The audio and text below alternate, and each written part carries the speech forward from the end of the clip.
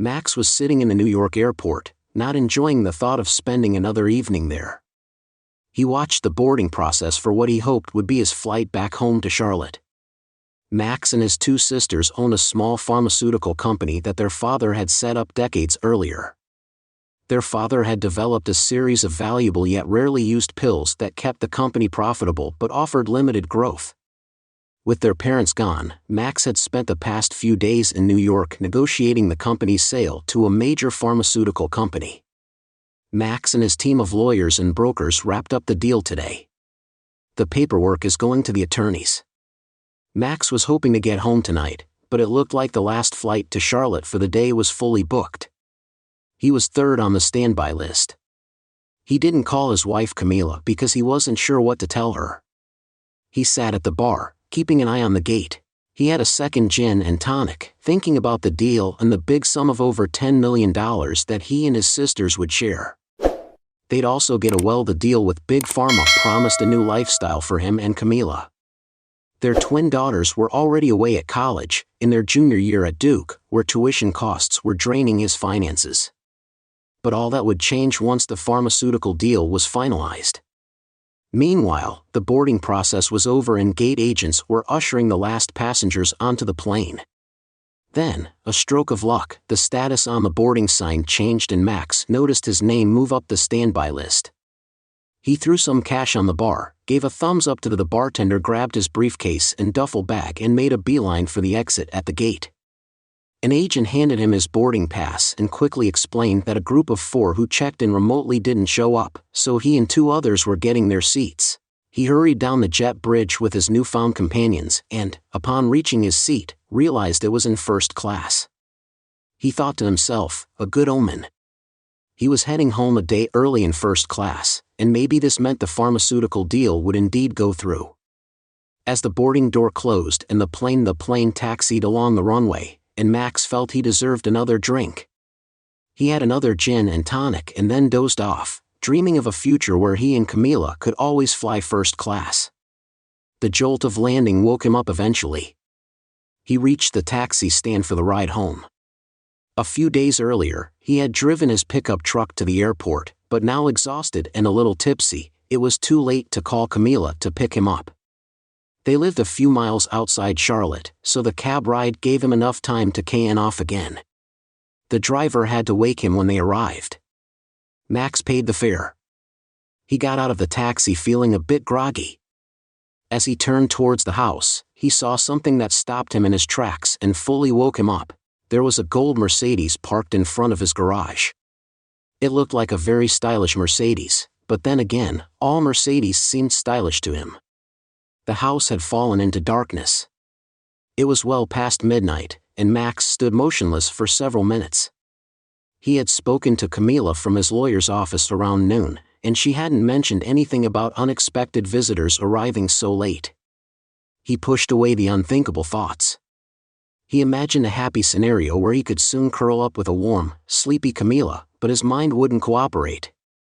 Slowly, he made his way through the passage between the garage and the house, unlocked the door and entered the silent home with deliberate steps. He moved through the kitchen and up the stairs to their bedroom, where the door stood. It was as if the jar was unprepared for guests. Max stepped inside, then it closed. There was no other way to describe it. His mind went blank, his breathing halted, and even his heart seemed to stop beating. He witnessed what he could only imagine what it would be like if Camila was undressed and sprawled on her side of the bed, with one arm wrapped around another man who was sleeping beside her. There was a faint smile on his lips. Max stood there for what felt like an eternity. Eventually, his mind started to function again. He glanced. Max could see Camila's hand resting on the man's, and they both snored softly. This broke Max's heart. Up until tonight, he had found comfort in listening to Camila snore. It was a comforting sound that meant she felt secure in the peaceful sleep they shared. He often fell asleep to that gentle purr. That was all gone now. He'd never hear that snore again, never share a bed with her despite his broken heart. Max began to think rationally. He noticed the man's neatly folded clothes on a chair where Max had sat countless times. Anger simmered inside him. He pulled on his pants, retrieved his wallet and car keys, and paused to consider his next move. Thoughts of grabbing a tennis racket from the bedroom closet and confronting the man crossed his mind. He even contemplated confronting Camila. Both impulses promised immediate satisfaction but threatened. He had a sudden realization. He pulled out his cell phone and started taking photos as the plan developed. Max finished documenting the scene and gathered the man's clothes and shoes. The man was much larger than Max, taller and heavier. Even in the short term, a tennis racket wouldn't be wise. With the clothes in hand, Max stole one last glance at his wife, his once beloved partner and mother of their daughters. He stole a glance at the love that had sustained him for over 2 decades. He left the bedroom. He looked outside and saw that it was safe to leave. He stowed his briefcase and duffel bag in the car before getting in and starting the engine. He'd never been one for fancy cars, but as he drove, he found himself appreciating the Mercedes. He pulled over after a mile and checked the man's wallet. It had the usual items: cash, business cards, and a driver's license with a Charlotte address. Max realized that if the man had a family, he could cause significant trouble for him and perhaps for Camila too. But for now, exhausted, Max decided to head to the nearest motel to get some rest. Camila was aware of her husband Max's greater intelligence and managed to sustain an affair with Franklin Thompson for nearly 5 months without Max finding out.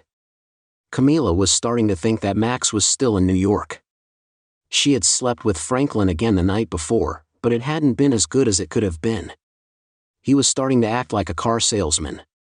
She decided it was time to end the affair. Franklin was getting too possessive, and he wanted to spend the night. She didn't want to disrespect Max by having another man in their marital bed. She planned to call Franklin later that day and end things firmly but kindly. Then she headed for the shower. As she dressed back in the bedroom, Franklin emerged from the shower wrapped in a towel.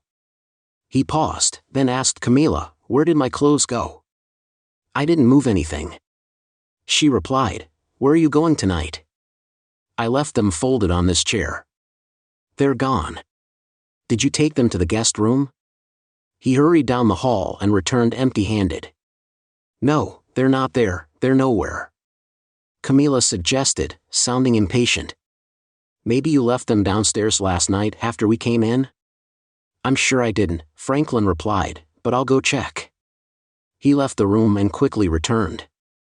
"Someone was here. They took my clothes and stole my car." "What's going on? What's happening?" Camila struggled to grasp the situation. How could his clothes and car vanish when they'd been home all night? Could someone have broken in? She sank onto the bed, and Franklin asked, "What's wrong?" Camila tried to speak, her breath catching. "Franklin, what if it was Max?" She finally managed to get out. "What if he came back from New York while we were asleep and took your things in your car?"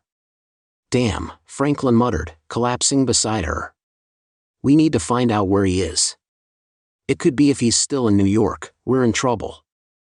We need to call the police. I need my stuff and my car back. Oh, damn, this car. If we involve the police, they'll ask whose car it is. It's in my wife's name for some tax reason. There could be some pretty serious consequences, from bad to catastrophic. I'll call his office. His secretary gets in very early, so she should know where he is." Camila pulled out her phone and dialed Max's office number despite the early hour. Max's secretary answered promptly. "Can I help you?" "Hi Sheila, it's Camila. I know it's early and I'm not sure where Max is. He didn't call last night. Have you heard from him?" "Yesterday evening around 6 o'clock, before I left, he mentioned they were making good progress and might finalize a deal today. He said that's good to hear, so he's still in New York, right?" She asked, "Is he still there?" "Yes, I'm certain he is. I expect to hear from him once they're back at the lawyer's office. Should I have him call you?" "Yes, please, but only if he has a moment. I know how crucial this deal is." In the car theft case, she told him, "Camila, what do we tell them that your lover had his clothes stolen from your bedroom and his car stolen from your driveway? This is a disaster." Franklin exclaimed, "Okay, I get it. Let's think this through. How about I drop you off at home and you report the thefts are happening there while your wife was taking the kids to school? Maybe skip the stolen clothes. Those would be harder to explain than a missing car," she suggested. "Yesterday, I told my wife I was going to Atlanta for a meeting on the new Mercedes S-Class and wouldn't be home until noon. She said, 'Okay, we can wait until noon.' When you're back, you drove home, left your keys in the car for a quick stop before going to the dealership, and your car was stolen while you were inside. I think that could work. I could also say my wallet was in the car and got stolen. We can hang out here for a few hours. Maybe we could take another shower together?" Franklin suggested, with a suggestive tone. "I'm not sure that's a good idea," she replied, her tone serious.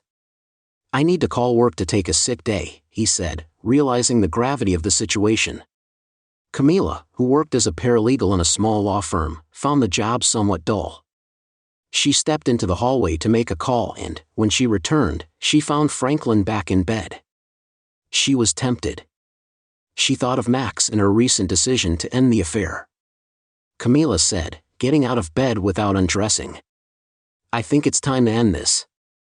We've had our fun, but last night it could have been Max. We're fortunate it was just a burglar. Let's find some clothes and maybe grab breakfast somewhere." Franklin looked at her briefly, considering arguing, but ultimately realized she was right.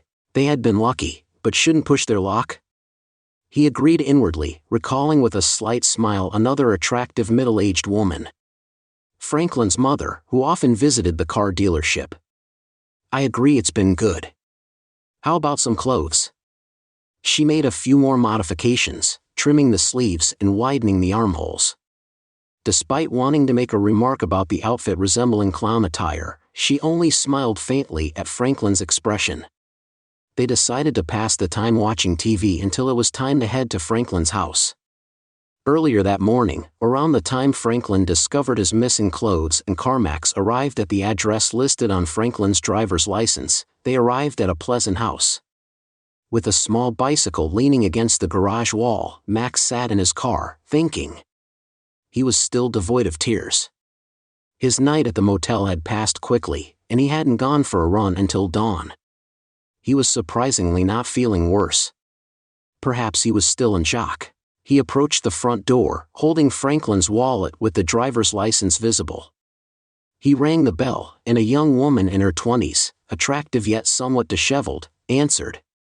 Max was wearing a suit he'd bought the day before in New York. It was a bit rumpled, he'd forgotten to put a tie on. Despite looking a bit disheveled, he hoped he didn't look threatening. He held up Franklin's driving license for her to see and pointed towards the gold Mercedes. Before he could speak, the woman slammed the door shut. Then she opened it again a few seconds later with her mobile phone in her hand. "I have an emergency call to make. Is my husband okay?" she said. "I've got a photo of him. My phone has a photo of your husband and my wife in bed last night, both undressed and fast asleep. I honestly don't think there's anything wrong with your husband or mine. If you want to call the emergency number, go ahead, I'll wait in the car." They stared at each other until her expression softened and she opened the door, beginning to say something when a voice from the kitchen interrupted with, "Mummy, wait here. I'll be right back." She turned towards Max. He went into the kitchen, where he heard voices, hers and at least one child's. She returned with a cup of coffee for him. "I hope you take it black. I need to get the kids ready for school and drop them off. Honestly, I trust you more than my husband right now. You can wait here until I get back, and then we can talk." "Sure, okay." Seems we're both in a similar situation. He settled into the living room, and soon the woman reappeared with 2 children. The kids introduced him as their dad's friend before leaving with them. Max sat quietly, sipping on the coffee. It was pretty mediocre, but he didn't want to call his office just yet. When she returned, she looked more composed. Her hair was brushed and her lips were lightly tinted. She extended her hand to Max. "Sorry for the chaos earlier. I'm Molly Thompson. I'm currently married to Franklin Thompson, who happens to be involved." Max couldn't help but laugh at her phrasing. A brief moment of relief. You've summed up the situation perfectly. I'm Max Trayer, and my wife's name is Camila Trayer. Let me explain what happened last night. As Max recounted the events, Molly began to cry. I'm filing for divorce from Camila, and these photos will certainly help with the settlement. I can send them to your phone if you think you might need them. Yes, please keep them, Molly. Molly replied, her eyes dull. Max started to reach for his phone but paused as Molly continued, hold on. I don't want those images burned into my memory forever. You keep them, and if I ever need them, I'll call you. Of course, Max agreed, adding, I probably won't be staying at my current job or home for much longer. Here's my lawyer's contact information. Feel free to reach out if you need the photos or any assistance with divorce proceedings. Molly said, but what should we do now? Are you returning the car? Are you waiting for Franklin to confront him? He's a big guy, despite putting on some weight. Supposedly, he was in Atlanta for a car meeting overnight and should be back this afternoon. You know, I'm rather fond of this car. I've never driven a Mercedes before. I think I'll keep it until someone insists otherwise. As for your husband, let's just call him an idiot for now. He may have. Molly, they both laughed. Molly explained that the car was registered in her name for tax purposes and that Franklin had put it in her name because she used it more. She paused, thinking, before saying that since it was her car, she could give them permission to drive it. If they got stopped, the police could call her to verify. Max liked the plan but held back, sensing that Molly was still making adjustments. She added, there have been a lot of burglaries in our neighborhood lately. You have Franklin's keys and clothes. If the spare key we hid in the backyard is missing, he might attempt to break in. If our security system is set to instant alert mode, he'll attract some unwanted police attention. Molly, I think I'm falling for you all over again. You're amazing. Okay, let's stay calm. Franklin can wait until. When the kids and I get home from school this afternoon, I'll pick them up and take them to the park for a while. Let's give him more time to get into even more trouble. Whatever happens, keep me updated, especially if he gets into trouble with the police. Call me when you need to return the car. I don't want you getting into any trouble. We're good now. You need to get going, so do I. And Max drove off in a splendid gold Mercedes, pondering how much. The same model and a better color might cost Molly. She handed him the permission slip and he assumed she would retrieve the hidden key, set the alarm and be gone for the rest of the day. Meanwhile, Camila and Franklin arrived at his house around noon. She dropped him off hastily as if avoiding an infection and he approached his front door hoping it might be unlocked because Molly was home but also fearing her presence. It was of course locked. He quickly went to the backyard rock where they kept the spare key, but it was missing. Oh no, he said, looking around the back of the house. He thought about breaking in, but the back door was locked. He had no other choice. He tried to break a window in the back wall, but the family room window was the best option because it was the largest. He broke off a branch from a tree to use as a hammer. He needed to avoid the broken glass, so he went barefoot. He grabbed 2 chairs from the porch and put them under the window. He was going to climb over them carefully into the living room. He took a few deep breaths to calm himself down. Then he threw the branch through the family room window, which shattered. The home alarm system started blaring at the same time. It was a bad combination of bad luck and a police car that had passed earlier that morning. Molly had called the police about a potential break-in. Inns in the neighborhood. Franklin cursed, scrambling over the chairs to enter the house and disable the security system. He wasn't quick enough, though. The police stopped right there and slowly stepped away from the house. Hands up, an officer commanded. Franklin glanced back, seeing 2 officers with drawn pistols. He complied, managing to scrape his legs as he descended from the chairs and backed away. Officers, I can explain, he began. But one of them swiftly handcuffed him, ignoring his attempt to clarify. His rights were read aloud, and he was asked if he wanted to make a statement. He replied, "Yes, this is my house. I didn't have a key, so I broke in to get some clothes and call my office." Franklin explained that the officers were looking at his tracksuit, perhaps thinking that it was inappropriate attire. One of them asked for his identification. He replied, "No, I don't have it with me right now. I lost my car and all my clothes, so I just needed to get inside to find some real clothes." Franklin continued, "How did you lose your car, sir?" One officer asked, "Well, I stayed at a friend's place last night, and this morning the car wasn't there." Franklin stammered, "It just disappeared." "Huh. Have you reported it missing? Maybe you left it somewhere."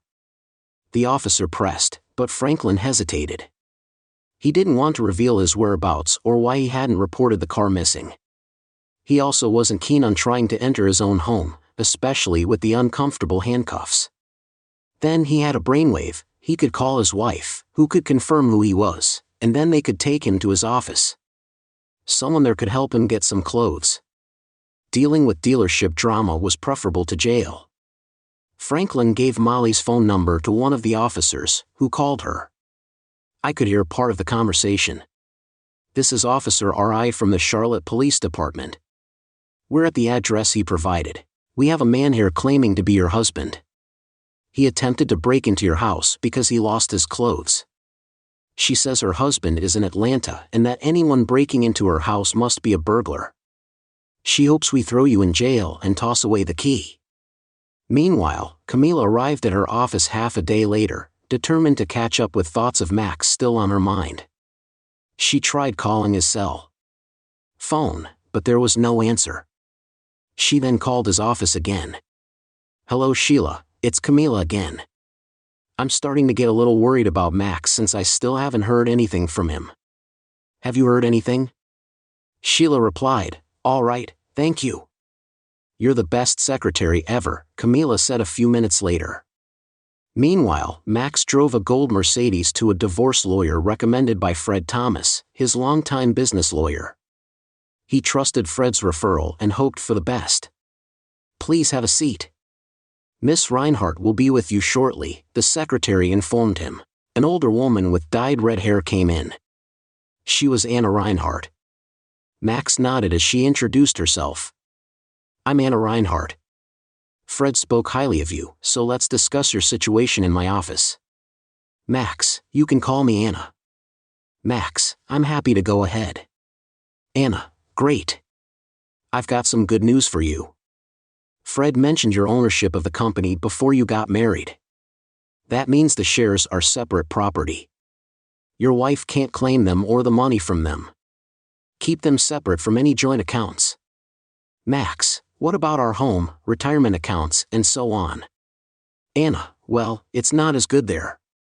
Given your income, we might be able to reduce your retirement contributions by adjusting alimony. It's not ideal, but it avoids future issues, especially splitting retirement funds. Your kids are going to college, so there won't be child support. Are you okay with covering their college expenses?" "That seems like a good solution." Max confirmed that you and your wife still need to decide what to do with the house. You can sell it and split the proceeds, or one of you can buy out the other. On its current appraised value, Anna responded, "After what I witnessed last night, I definitely don't want this house anymore. I doubt Camila can afford to buy my share, so selling it seems like the best option." Max decided, "All right, I'll prepare the necessary paperwork. The divorce petition is fairly standard, so I can have it ready for you early tomorrow if you'd like. We can serve it to her tomorrow afternoon and propose a settlement next week." Anna. Max said, "Wow, that's pretty quick. I think we should talk about the possibility of reconciliation. Perhaps counseling or something." Anna suggested, "No, it's just a shock. Less than 24 hours ago, I was happy and eager to share the news of the company sale with my wife. Now I'm here discussing divorce, but we have to move forward. I'll figure out how to handle this." Max said, "Okay, I'll let you know." Max thanked Anna, settled the fee and left the office, walking back to the gold Mercedes. On his way, he thought about the events with the man he saw last night. It reminded him of his promise to his secretary to call Camila. Camila answered in her law firm office. Camila, it's Max. You called and were looking for me. Oh, Max. Thanks for calling. I missed you. Where are you? I'm here in Charlotte. Camila, I got back last night. Max said. The pit grew heavier. Camila leaned back, struggling to breathe, let alone speak. Max, I think I should hang up. She said no. Camila, please. Max said, can we meet somewhere? I need to see you just for a few minutes. He hesitated. This woman was his love, the mother of his daughters, the most significant person in his life for over 20 years. Okay, Camila. Center Cafe at 6. The pain intensified. Camila reluctantly agreed. They agreed that the Center Cafe held sentimental value. They had first met there with friends long ago, and over time it became their special place. Now she felt anxious. Max had suggested it, and she had to agree. Max, I'll be there, please understand, I'm sorry, and I love you. Camila said, her voice breaking. She thought her first experiences of flirting were with robust football players at college. Although she had flirted in high school, it was the football players who had made her feel vulnerable. When Max came into her life, she thought she had overcome those feelings. He was everything she needed, strong, loving, and a great father and provider. That should have been enough, but on the flight back from the West Coast, everything changed. Max was on a business trip, pitching a new pill to a pharmaceutical company, and she had accompanied him for the weekend. She flew back alone on an overnight flight and sat next to a burly man, the coach of a local NFL team. They chatted, drank too much, and she fell asleep with her head on his shoulder. She woke to find his hand between her legs, under her skirt. Looking back on that night, she knew she should have screamed or pushed his hand away, but she didn't. The guilt and lack of action bothered her. She only felt relief when Max returned later that week. She had recovered physically and emotionally. The coach left after one season, but not before introducing her to a player from the practice squad. He wasn't a star, but like the coach, he was. She was dominant in bed and felt grateful when he was transferred elsewhere. Eventually, she felt guilty and ended the affair, wanting to remain faithful to Max. She thought she had put her infidelity behind her by the time their daughters left for college. She enjoyed her renewed bond with Max during this period. Then Max surprised her with a generous gift, a new luxury car of her choice. Unfortunately, she went to the Mercedes dealership, where she met Franklin Thompson. He didn't just sell her a car, he seduced her. She knew it was wrong, especially since Franklin wasn't even good in bed, despite her previous indiscretions. She believed her marriage was strong now, and she loved Max more than ever and wanted to be faithful. She thought it was the right thing to do, allowing Franklin into their marriage. Camila knew it was a mistake even before Max found out. Now she was worried about what would happen. "Hello, Camila," Max said, pulling her gaze up to see him standing there. He looked older than when he'd left New York. She felt like she was being watched by a snake in her gut. "Thank you for being here," she said. "I don't even know where to begin to express how sorry, but I have a few questions to ask you." He sat down. "Oh, Max, please. If we have any chance of saving this, questions and answers will only destroy it. Max, we should run away for a few days to a Caribbean island where we can reconnect and hold each other." "Camila, you're not seeing clearly if you can't answer my questions. I'll leave now if you don't." She knew she had to let Max get through his anger, however he needed to. Perhaps he could find a way through his rage to some form of reconciliation. "Okay, Max, ask me anything. Do you know what time I got home last night?" She trailed off, knowing his next question already. "Do you know what I found when I got home? I went upstairs to our bedroom, or should I say what used to be our bedroom. Max, I know what you must have seen. I know it must have been one of the worst things you've ever seen in your life. I know it's entirely my fault that you saw this. I'm begging you, please listen to me, Max. I'm sorry, so sorry that I won't fight the divorce if you want to go through with it, Camila. Next question, how many men have there been since we got married? If you lie, I'll know. If I think you're lying, I'm leaving. Camila realized it was too risky to lie, so she told the truth. There have been 3 men in the marriage, and she now regrets it. I can see in your eyes that our marriage is over, and I understand you deserve someone better than me. I'm willing to do almost anything to give us another chance, but I understand if you want nothing to do with me anymore. Call the lawyer, Camila. You will be served with divorce papers tomorrow. Max stood up and left. Camila sat there initially too stunned to cry. She took a moment to process what Max had just said. She felt a sharp pain in her stomach and began to cry. Max walked out of the cafe, reflecting on how he and Camila had first met there decades ago. He wondered if this would be their last intimate conversation. He thought bitterly that closeness had become a curse. Hearing her confess to having intimate relations with other men was a blow. And then there was the scene with Franklin in their bed, asleep and snoring. How would he ever get over this? Maybe he could handle knowing about 3 other guys over their 20-odd years together with some counseling and a lot of soul-searching on her part. Maybe, but he would never get over that scene in their bed. Their marriage was over. He sat in that damn gold Mercedes. He finally cried as darkness fell. Max blew his nose, wiped his face and remembered what Molly Thompson had said that morning, which now felt like a year ago. She had told him not to send her the pictures of her husband cheating, because she believed it would be harder to forgive with visual evidence. Max decided to call her, share this thought and check on her. Hello Molly, it's Max. I just wanted to check in and see how you're doing. I'm also calling to ask about the car. Thanks for calling. I'm managing, but I wanted to let you know that Franklin is in a bit of trouble. He won't need the car for a while, but I wanted to give you a heads up. I hope you didn't shoot him. He was arrested for trying to break into our house and assaulted one of the officers. He's a big guy, and the cops used a stun weapon on him. While he was in jail, something happened that he doesn't want to talk about. I think he might have been attacked by another prisoner. I refused to speak to him, so he had to call his brother to post bail. Now he's out. The whole family knows what's going on. Molly, I can't say I feel sorry for him, but I do feel sorry for you. I wanted to tell you that you made the right decision this morning not to look at the pictures of him cheating.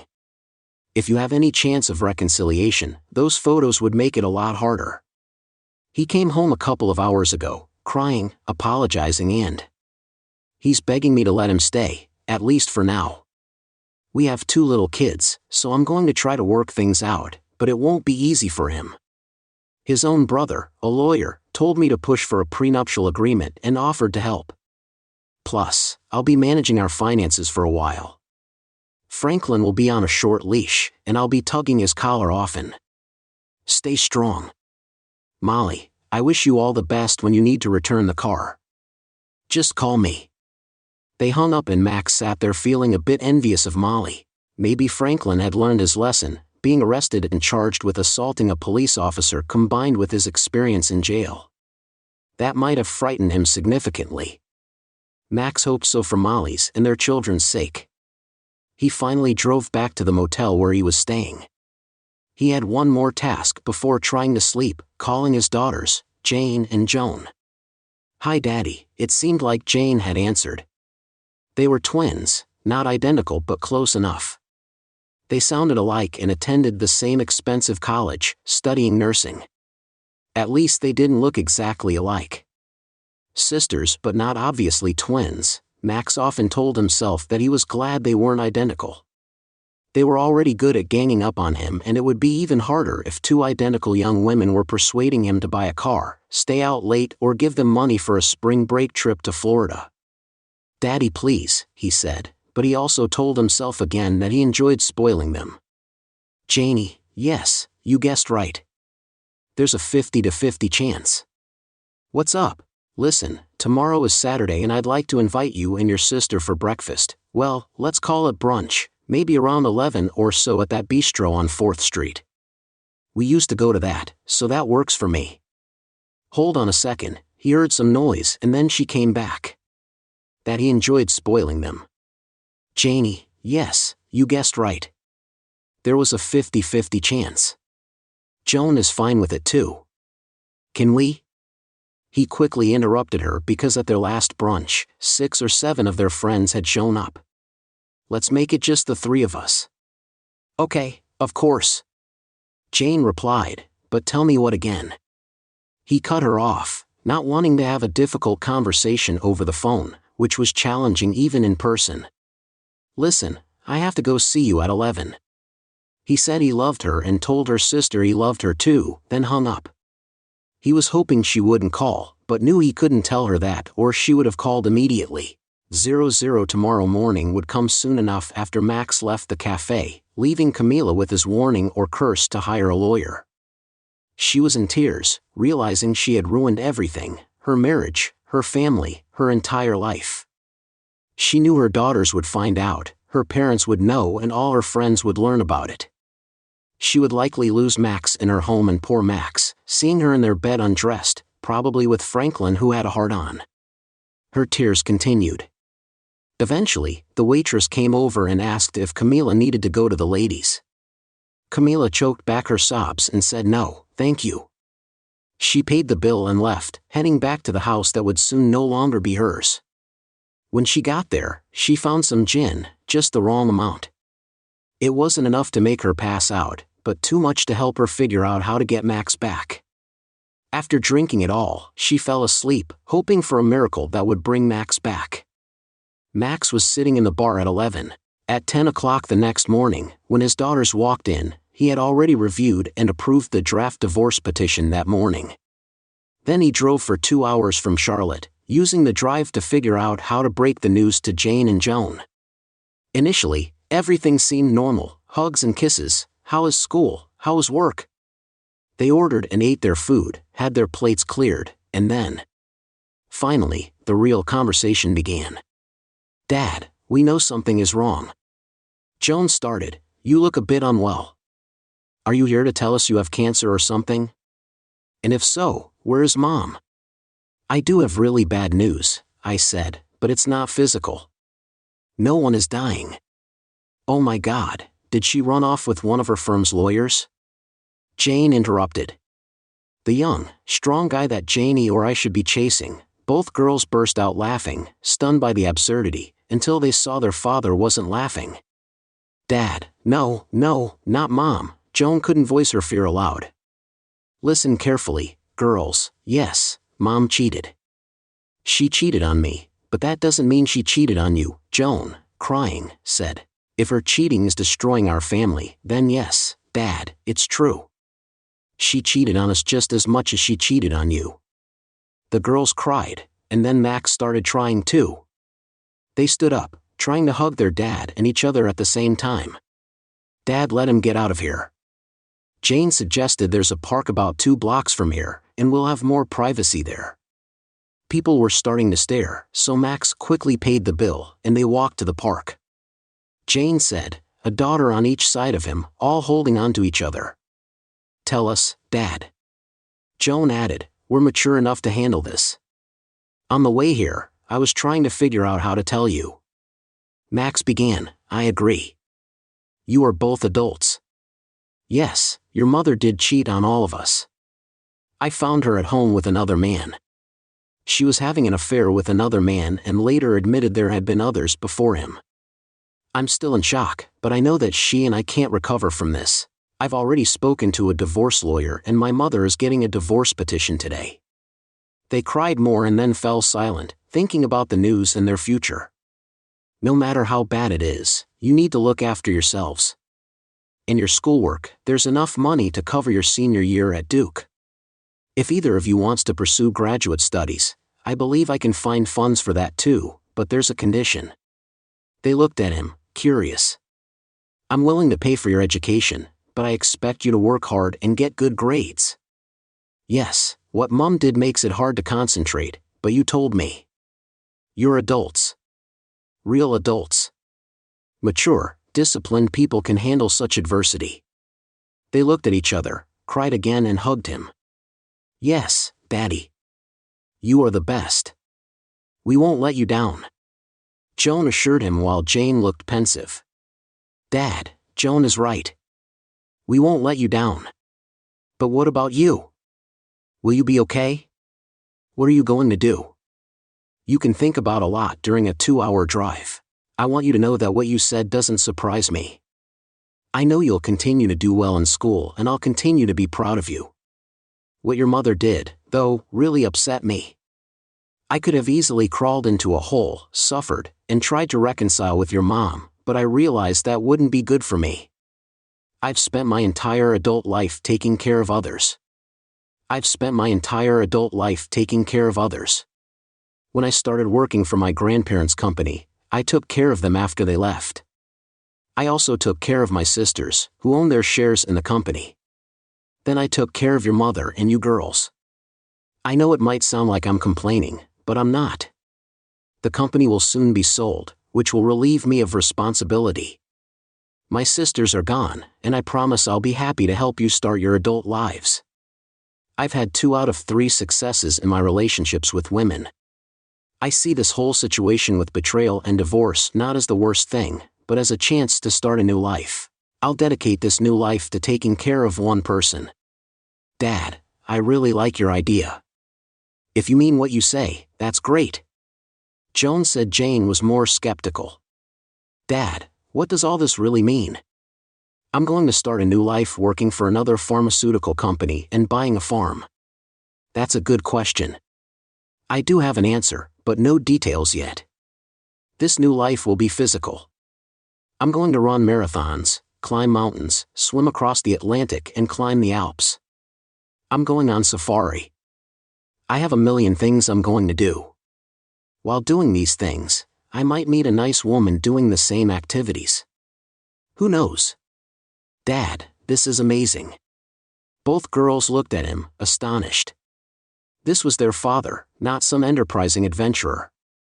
Did you really come up with all this while driving here from Charlotte? Jane asked. Well, yes, to some extent.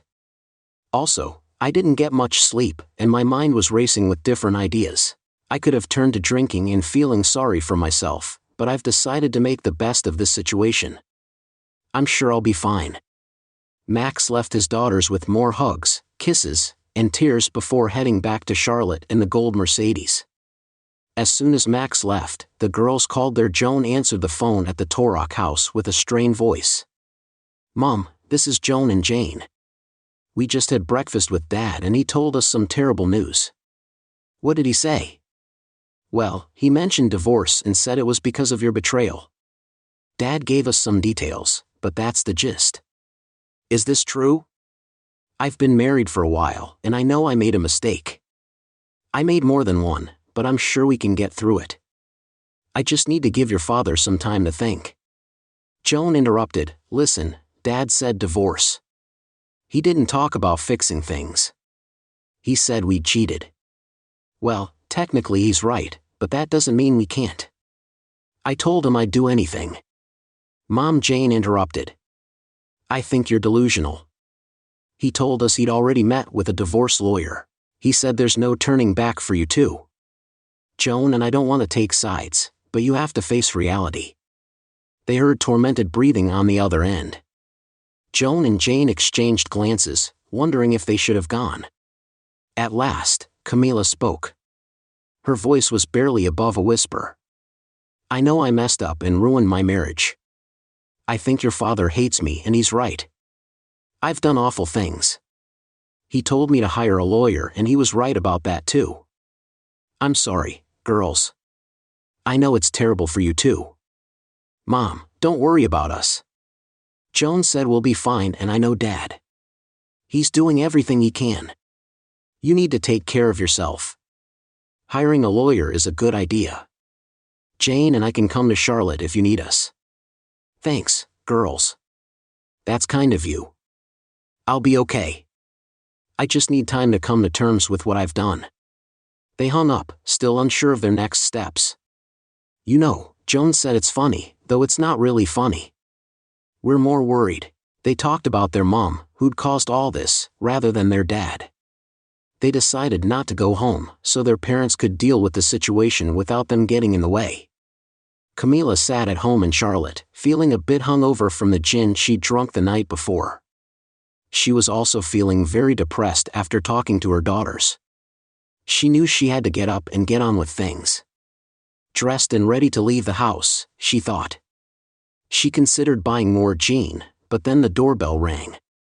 Camila opened the door to find a young woman standing there, chewing gum. "Can I help you?" Camila asked. "Yes, ma'am."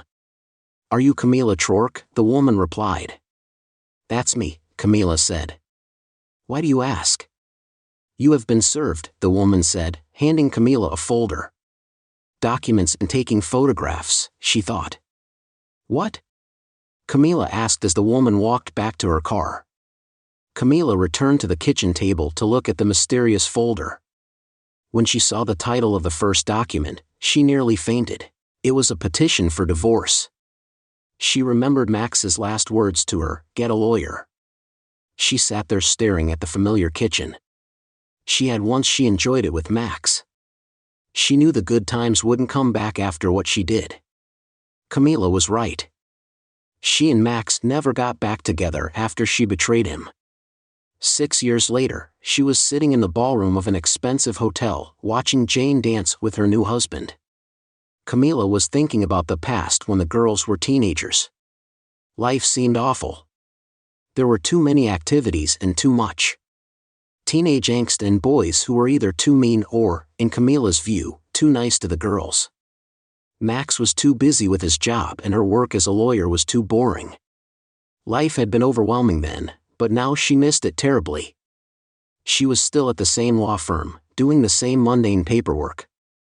"Camila, here's your wine." The lawyer who had escorted her to Jane's wedding and reception was aged, balding and Carl. She was grateful for his kind words and the wine. He was a kind man and she could imagine marrying him if he was interested, but he definitely wasn't Max. She couldn't help but glance across the room at Max. He had just returned from a mountaineering trip to Nepal and Camila thought he looked like one of those bronze Greek god statues, tanned and incredibly fit. Even more handsome than before. She remembered he was smiling and laughing with Joan and her boyfriend holding hands with a woman as beautiful and fit as he was. Joan had told her that Max met the woman on another mountaineering trip in South America and they had been traveling, sailing and climbing together for several months. Camila felt sick just thinking about it. "Camila," Carl tried to get her attention. "I think it's fair to say that your husband isn't doing you any favors, and it's not doing our relationship any good either." "Carl, you're sweet and you're absolutely right. Let me go say goodbye to my daughters, and we'll leave." Camila hugged and kissed her daughters, wished the newlyweds all the best, and ignored Max and his stunning girlfriend as much as she could. Max noticed Camila leaving and felt a slight pang of sadness for their old times together as he watched her. Joan asked him a question. "Sorry, Joni, what were you saying?" "Daddy, do you remember that strange-looking gold Mercedes you were driving when you had breakfast with Jane and me that morning? I had to ask because I thought you might have sold it." "Joni, that's a whole story. I won't bore you with the details, but I borrowed that weird gold Mercedes from a friend and ended up giving it back to her. I think she sold it. It was truly an unlucky car." Max, turn to your friend to discuss their next mountain trip.